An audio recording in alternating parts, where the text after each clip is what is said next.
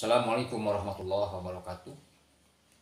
Alhamdulillah, alhamdulillahirabbil alamin wa bihi nasta'inu ala umuri dunya waddin. Asyhadu an la ilaha illallah wahdahu la syarikalah wa asyhadu anna Muhammadan abduhu wa rasuluh. Allahumma shalli wa sallim wa barik ala Muhammad wa ala alihi wa ashabihi ajma'in, amma ba'd. Sahabat yang Akang cintai, alhamdulillah pada saat ini Akang bisa berjumpa lagi ya. Bagaimana kabarnya? Semoga sahabat semua berada di dalam kesehatan, baik kesehatan lahir maupun kesehatan batin ya. Mudah-mudahan, amin ya Allah ya Rabbal alamin. Wargi yang Akang cintai, Akang dulu pernah mengatakan bahwa kita sebagai kaum muslimin, orang yang mengaku beriman kepada Allah Subhanahu wa taala, sudah seharusnya kita saling tolong menolong ya, bantu membantu. Tetapi tolong menolong, bantu membantu itu dalam kebaikan atau dalam ketakwaan kepada Allah Subhanahu wa taala. Masih ingat ya? Ada yang pernah nanya kepada Akang bahwa ayat itu yang menjadi rujukannya itu ayat Al-Qur'annya apa, Kang, gitu ya.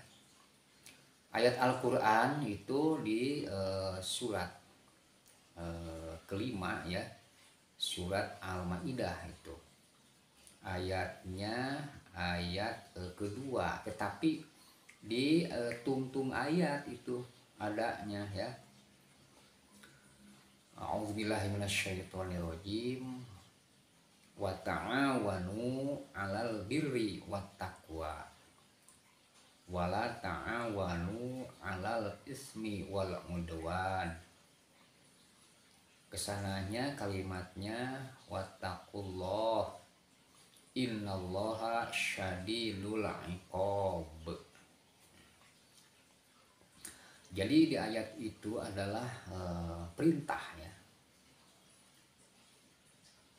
yang dibacakan oleh Akang tadi adalah sekali lagi itu berarti ya, sahabat Akang yang Akang cintai, itu ayat kedua dari surat kelima, surat Al-Maidah ya. Nah, itu dicari saja dari akhir kalimatnya itu ya. Sekali lagi Akang jelaskan, itu surat Al-Maidah ayat kedua di akhir kalimat ya. Wa ta'awanu 'alal birri wat taqwa wala ta'awanu 'alal ismi wal 'udwan wattaqullah innallaha syadidul 'iqab. Itu kalau nggak salah ya, coba diperiksa ya. Jadi keterangan itu menjelaskan bahwa kita itu harus ta'awun ya. Artinya tolong menolong ya. Bantu membantu satu dengan yang lainnya gitu. Tapi memang itu untuk sahabat yang mengaku beriman kepada Allah ya. Yang mengaku beriman kepada Allah, karena memang di ayat-ayat yang lain itu ya, di surat yang lain, bahwa sesungguhnya orang mukmin dengan yang lainnya itu adalah saudara. Innamal mu'minuna, sesungguhnya orang yang mukmin dengan yang lainnya lagi adalah ikhwatun, saudara. Nah, itulah karena saudara. Saudara itu ada beberapa ya. Ada saudara sekandung. Kemudian ada saudara bukan sekandung. Ya. Kemudian saudara seakidah. Nah, sini. Jadi yang ditekankan itu adalah mengenai hal-hal yang bersifat prinsip ya. Itu meskipun dengan sekandung kalau memang bukan atau tidak sama akidahnya, nah itu tidak kena ya. Karena akidah itu adalah prinsip ya. Hidup yang harus diutamakan bagi orang yang beriman, orang muslim ya. Jangan coba-coba. Itu di dalam akidah itu harus diutamakan. Jadi kalau kita saling tolong menolong, bantu membantu, tetapi yang dianggap kita baik ya, di pikiran kita baik, nah, kemudian rasa kita baik, nah, belum tentu itu menurut akidah ya itu baik. Nah itu yang harus diketahui. Nah, kalau ada seseorang yang ingin mencari jalan keluar akibat memang ya orang susah ya, anggap orang susah umpamanya, atau orang yang kena masalah. Nah, lalu kita anjurkan menolong dengan pemikiran umpamanya, dengan rasa kita. Alangkah baiknya umpamanya kalau kamu itu pergi ke dukun umpamanya. Nah, itu kan salah itu. Atau punya perasaan begini, kadangkala begini. Kamu tidak maju ya, upaya usaha ikhtiar dikarenakan umpamanya kamu itu belum umpamanya nyuguh umpamanya, belum istilahnya memberikan sesaji misalnya itu. Kalau begitu kamu harus begini gitu. Nah itu kan sudah lain. Kalau tolong menolong, saling memberikan bantuan, baik bantuan pemikiran, bantuan materi, bantuan tenaga, maka harus selaras dulu dengan akidah. Bagaimana yang selaras dengan akidah itu jangan ada berbau syirik atau musyrik. Gitu. Umpamanya kan banyak istilahnya ya. Gara-gara kita sayang ingin menolong atau minta pertolongan gitu, kemudian kita tidak pikir-pikir atau tidak menggunakan ilmu agama. Umpamanya pingin maju usaha umpamanya ya, itu tentu saja ya harus tahu ilmunya, bukan datang ke dukun lalu mempercayai apa yang dikatakan oleh si dukun itu umpamanya. Kamu itu harus umpamanya mandi 7 sumur umpamanya. Apa erat kaitannya antara usaha dengan 7 sumur? Kan akal kita pun ya itu sudah bertentangan. Ya, sudah bertentangan.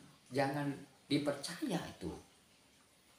Yang jelas kalau kamu ingin sukses maju usaha, maka tanyakan kepada orang yang paham, mengerti tentang perusahaan. Kemudian ya kita berdoa kepada Allah Subhanahu wa taala supaya diberi kelancaran. Kemudian kalau umpamanya belum dilancarkan karena memang usaha upaya kita belum sempurna menurut pandangan Allah Subhanahu wa taala, maka maka bersabar. Nah, jadi jangan sembarangan ya. Itu gara-gara lahir anak yang kedua, ketiga umpamanya, ini usaha jadi menurun nih. Nah, itu adalah kesyirikan. Artinya akidah kita terganggu. Nah, manusia dilahirkan ke alam dunia ini ya, itu sengaja oleh Allah dilahirkan, maksudnya diciptakan. Dan yang memberi rezeki ya, memberi milik kepada kita Allah, bukan orang, bukan siapapun. Nah, yang dimaksud tolong menolong itu ya harus ditinjau dulu dari segi akidah. Nah, ini akidahnya gimana? Kalau akidahnya melenceng dari ajaran agama, maka tak perlu tolong menolong. Tidak sah tolong menolong dengan orang yang mengandung syirik, kemusyrikan ya. Nah, itu harus diperhatikan. Nah, yang dinamakan birri itu, kebaikan itu. Jadi kebaikan menurut kacamata akidah Islam yang benar. Bukan menurut pemahaman pikiran, rasa ataupun apa saja.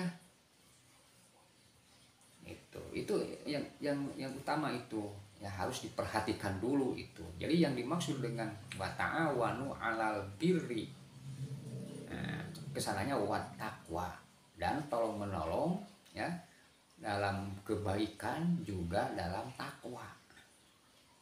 Takwa ketaatan kepada Allah Subhanahu wa taala.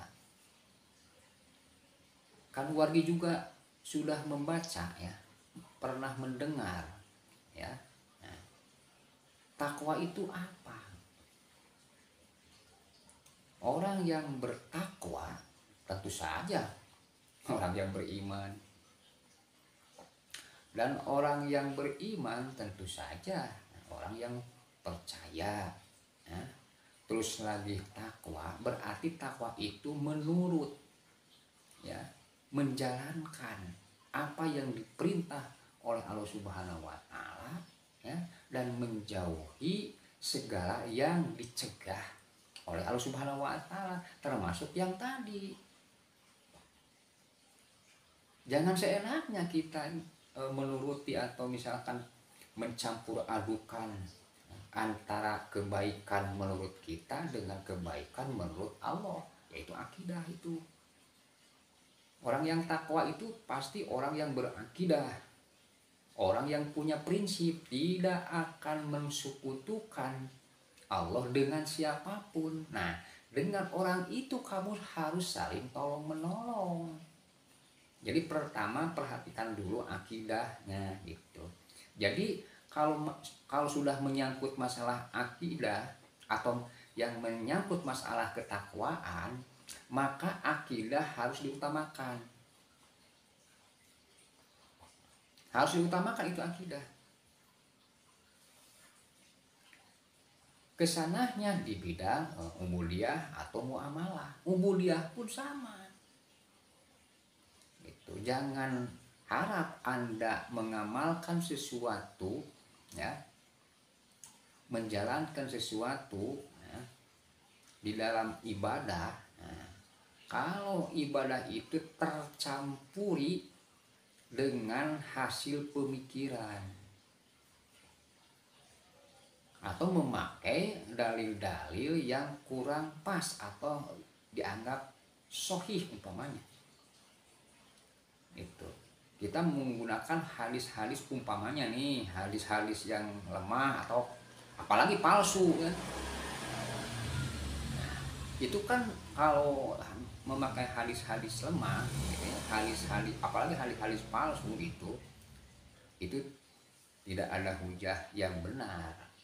Maka yang dikatakan hadis dhaif umpamanya, hadis dhaif itu lemah dalam arti yang tidak bisa dipertanggungjawabkan.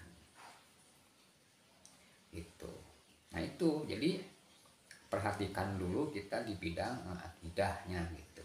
Akidah, terus lagi ibadah ya. Begitu juga muamalah gitu. Di dalam muamalah sehari-hari maka harus kita memang berprinsip. Kalau memang ini tidak ada ajarannya, gitu. Maksud tidak ada ajarannya, Rasulullah SAW sebagai tauladan ya, tidak mencontohkannya ya, tidak mencontohkannya nih, maka jangan harap kalau kita melakukan sesuatu yang tidak dicontohkan ya, tidak ada perintah ya, jangan pernah dilakukan oleh kita, karena itu akan tertolak. Itu menurut Rasul. Kalau kita melakukan sesuatu yang tidak ada perintahnya ya, tidak ada anjurannya baik dari Allah maupun dari Rasul, maka kemungkinan itu tertolak, karena segala perintah dari Allah Subhanahu wa Ta'ala maupun contoh-contoh atau tauladan dari Rasul sudah tertulis itu.